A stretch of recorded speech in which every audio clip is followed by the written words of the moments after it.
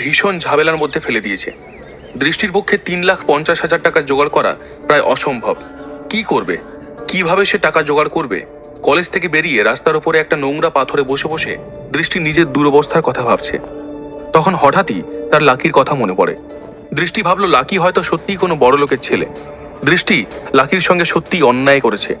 এই কথা ভাবতে ভাবতে নিজের মনে মনে সে বলে ওঠে, লাকি কি এখন আর আমার কথা ভাবে? নিজের বোকামির কথা ভেবে দৃষ্টির অসহায় লাগে। তার দু চোখ থেকে জল গড়িয়ে পড়ে। দৃষ্টির মনে আর কোনো সন্দেহ নেই যে রাহুল কলেজের 20 লাখ টাকা চুরি করেছে। সে এটাও বুঝতে পেরেছে লাকি কলেজকে যে ডোনেশন দিয়েছে সেটা তার নিজেরই টাকা। এরপরেও কাল অনুষ্ঠানে লাকি 8 লাখ টাকার প্লাটিনাম নেকলেস পেয়েছে। সুতরাং আর যাই হোক, লাকির এখন টাকা পয়সার অভাব আর নেই। সে যথেষ্ট সচ্ছল। দৃষ্টি মনে মনে নিজেকে সান্ত্বনা দিল এই বলে যে এখন লাকি যদি আমাকে সাহায্য করতে রাজি হয় তাহলেই আমার সব সমস্যার সমাধান হয়ে যাবে। লাকি ওকে সাহায্য করতে পারে এই আশায় দৃষ্টির চোখের জল থেমে গেল, মুখে হাসি ফুটল। তাকে দেখে মনে হলো যে সমাধানের খোঁজ সে এতক্ষণ ধরে করছিল তা খুঁজে পেয়েছে।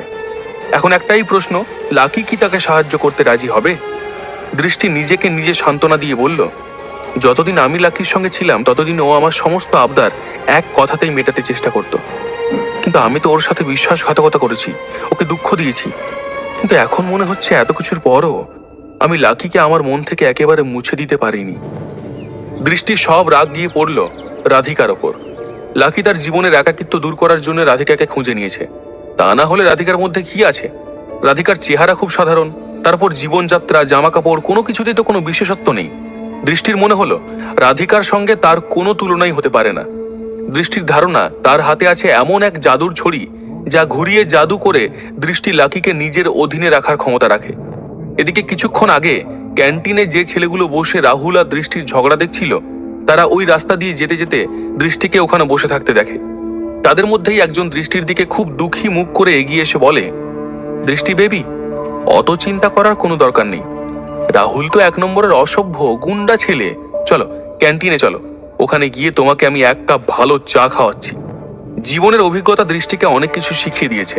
আর এই ধরনের ছেলেদের কথায় ভোলার মতন বা এদের সঙ্গে সময় নষ্ট করার মতন মন দৃষ্টির আর নেই। সে ওই ছেলেটার দিকে তাকিয়ে বিরক্ত হয়ে বলল, শোনো ভাই, আমি সব জানি তুমি আমার কাছ থেকে কি চাইছো।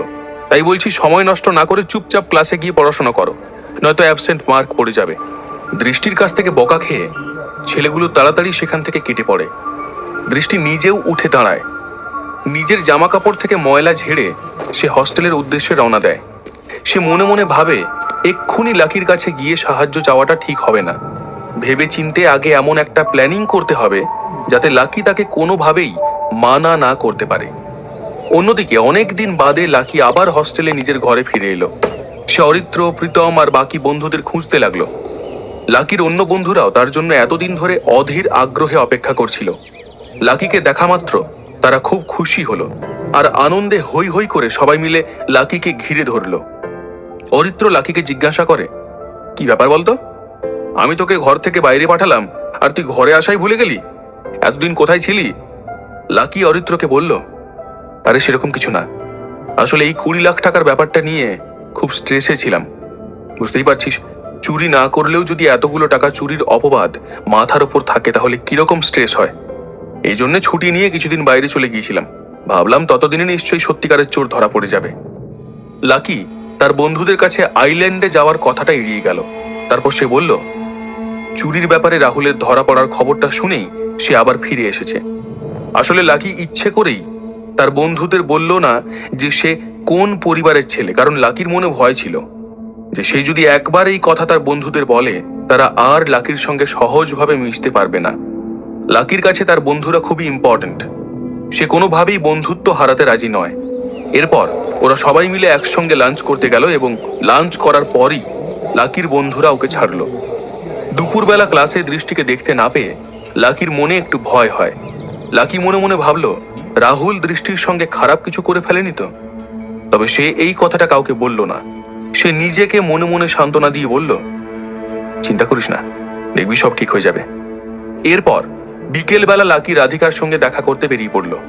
লাকির ইচ্ছে হলো রাধিকার সঙ্গে ডিনারে যাওয়ার, কিন্তু রাধিকা বেশ কিছুদিন ক্লাস না করার কারণে পড়াশোনায় এতটা পিছিয়ে পড়েছিল যে সে কলেজে বসেই নিজের পড়াগুলো গুছিয়ে নেওয়ার চেষ্টা করলো। তাই সে সেদিন আর লাকির সঙ্গে কোথাও গেল না। রাধিকার কথাটা লাকিরও ঠিক মনে হলো, তাই সে তাকে আর জোরাজুরি না করে নিজেই কিছু খাওয়ার জন্য বাইরে বেরিয়ে গেল। ঠিক সেই সময় তার ফোনটা বেজে উঠল। সে দেখল দৃষ্টি ফোন করেছে। দৃষ্টির ফোন দেখে লাকি একটু দোনামোনা করে ফোনটা তুলেই নিল। দুবার রিং হতেই লাকি ফোনটা তুলে নেওয়ায় দৃষ্টিও একটু অবাক আর খুশি হলো। সে ভাবেনি লাকি এত তাড়াতাড়ি ফোনটা ধরবে। সে মনে মনে ভাবলো তার মানে লাকি এখনো তাকে পুরোপুরি ভুলে যেতে পারেনি। দৃষ্টি চমকে উঠে বলল, লাকি। লাকি দৃষ্টির ফোনটা পেয়ে কিছুটা নিশ্চিন্ত হলো, কারণ মনে মনে একটা চিন্তা তাকে ভর করেছিল যে দৃষ্টি পাগলামি করে কিছু উল্টো পাল্টা না করে বসে। তাই সে খুব উদ্বেগ নিয়ে দৃষ্টিকে জিজ্ঞাসা করলো, কি হয়েছে? লাকির গলার আওয়াজ শুনে দৃষ্টি মনে মনে আরো এক ধাপ এগিয়ে গেল আর খুব উদাস আর অন্যমনস্ক ভাবে লাকির কথার উত্তরে বলল, না কিছু হয়নি, সব ঠিক আছে। আসলে আমি খালি একবার তোমার সাথে দেখা করার কথা ভাবছিলাম। দৃষ্টি চাইল যেভাবেই হোক লাকির সিম্প্যাথি আদায় করতে। কিরকম ভাবে কথা বললে সে সেটা পাবে তা দৃষ্টির জানা আছে। তাই সে তার গলার আওয়াজে একটা হতাশ মনমরা ভাব ফুটিয়ে তুলল। লাকি চুপচাপ ফোনটা কানে নিয়ে দাঁড়িয়ে রইল। সে বুঝতে পারল শুধু দেখা করার জন্য নয়, দৃষ্টি অন্য কোনো কারণে তাকে ফোন করেছে। কিন্তু এখনই কারণটা জানতে চাওয়া অভদ্রতা হবে। তাই লাকি কি বলবে বুঝতে পারল না। দৃষ্টি লাকির চুপ করে থাকার উদ্দেশ্যটা বুঝতে পারলো এবং সে বলল, কি হলো লাকি? এখন কি আমি তোমার সঙ্গে দেখা করতেও পারি না? কিছুদিন আগে অবধি তুমি আমার সঙ্গে দেখা করার জন্য রাত 2টোর সময়ও আসতে রাজি ছিলে, আর আজ আমাদের সম্পর্ক এতটাই দুর্বল হয়ে গেছে যে দুজন দুজনের সঙ্গে কিছুক্ষণের জন্য দেখা করতে পারি না। ঠিক আছে, তুমি যদি আমার সঙ্গে দেখা করতে না চাও তাহলে থাক। আমি বুঝবো যে আমাদের দুজনের একসঙ্গে কাটানো সব সুন্দর মুহূর্তগুলো নষ্ট হয়ে গেছে। আমাদের সমস্ত ভালো স্মৃতিগুলো আজ বেকার হয়ে গেছে। দৃষ্টির এতগুলো কথা শোনার পরও লাকি কোনো উত্তর না দিয়ে চুপচাপ ফোন ধরে রইল। সে মনে মনে ভাবলো দৃষ্টি নিশ্চয়ই এবার ফোনটা কেটে দেবে, কিন্তু দৃষ্টি মোটেই তা করলো না। সে জানে যে এই সমস্ত কথা লাকির মনে ঠিক কোনো না কোনো ভাবে প্রভাব ফেলবে। সে চুপচাপ লাকির কথা শোনার জন্য অপেক্ষা করতে লাগলো। কিছুক্ষণ বাদেই লাকি একটা গভীর নিঃশ্বাস নিয়ে দৃষ্টিকে বলল, ঠিক আছে, আমি আসছি তোমার সঙ্গে দেখা করতে। লাকি নিজেও জানে না কেন সে দৃষ্টিকে এই কথাটা বলল, কিন্তু এই কথাটা ছাড়া তার মুখ থেকে আর কিছু বেরোলো না। লাকির কথা শুনে দৃষ্টি প্রচন্ড খুশি হয়ে বলল, তাহলে তুমি আসছো? ঠিক আছে, কলেজের বাইরে যে জুস সেন্টার আছে তাহলে ওখানে আমরা দেখা করছি।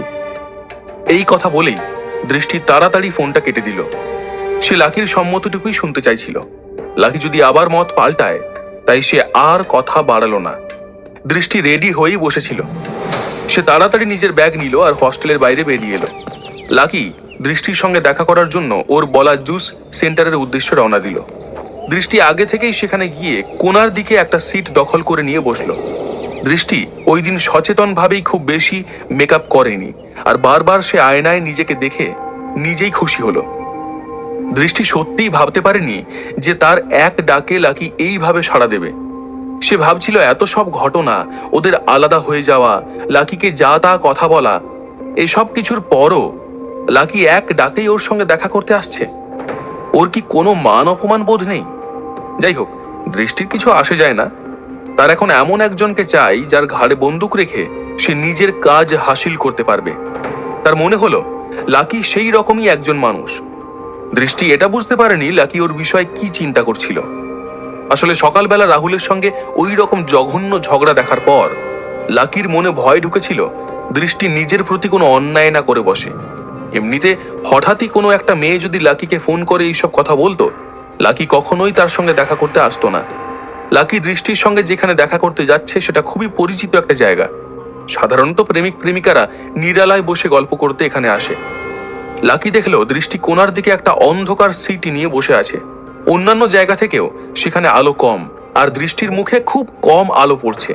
লাকি সোজা গিয়ে দৃষ্টির মুখোমুখি বসে পড়ল। সঙ্গে সঙ্গে দৃষ্টি ওয়েটারকে ডেকে বলল, আমার জন্য একটা কোকোনাট শেক, আর স্যারের জন্য একটা কোল্ড কফি উইথ আইসক্রিম। দৃষ্টি জানতো ওই সমস্ত খাবারের বিল প্রায় 200 টাকার ওপর হবে। তার বিশ্বাস ছিল লাকি পেমেন্ট করে দেবে, তাই সে অর্ডার করার আগে কোনো চিন্তাই করলো না। একটা ছোট টেবিলে মুখোমুখি তারা দুজন বসে রইল। কিছুক্ষণ বাদেই ওয়েটার তাদের খাবার সার্ভ করে গেল। নৈশব্দ ভেঙে দৃষ্টি প্রথমে বলল, আমি কাল রাহুলের সঙ্গে ব্রেকআপ করে ফেলেছি।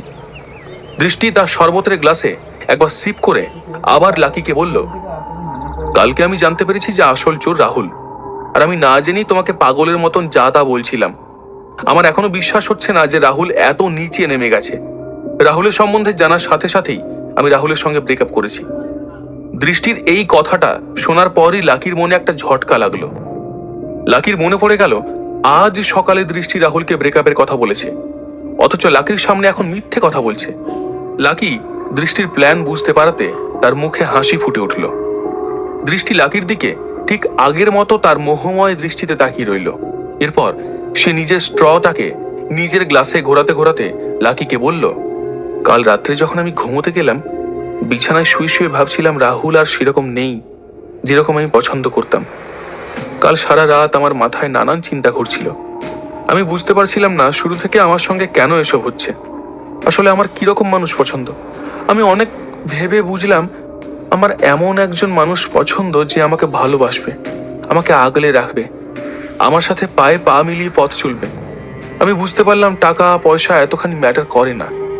যদি দুজনের মধ্যে ভালোবাসা থাকে তাহলে পয়সা কম থাকলেও কি যায় আসে। সারা রাত আমি ভেবেছি যে কে সেই মানুষটা যে আমাকে ভালোবাসবে, যার জন্য আমি অপেক্ষা করে আছি। অবশেষে একটা ছবি আমার চোখের সামনে ভেসে এলো। জানো সেটা কার ছবি?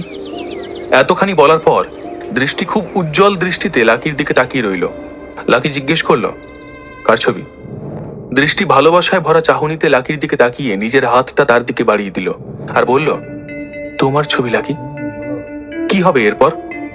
লাকি কি দৃষ্টির জালে নিজে ধরা দেবে, নাকি সত্যিটা বুঝতে পেরে সেখান থেকে নিজেকে সরিয়ে নিয়ে আসবে? এর পরের গল্প জানতে হলে শুনতে থাকুন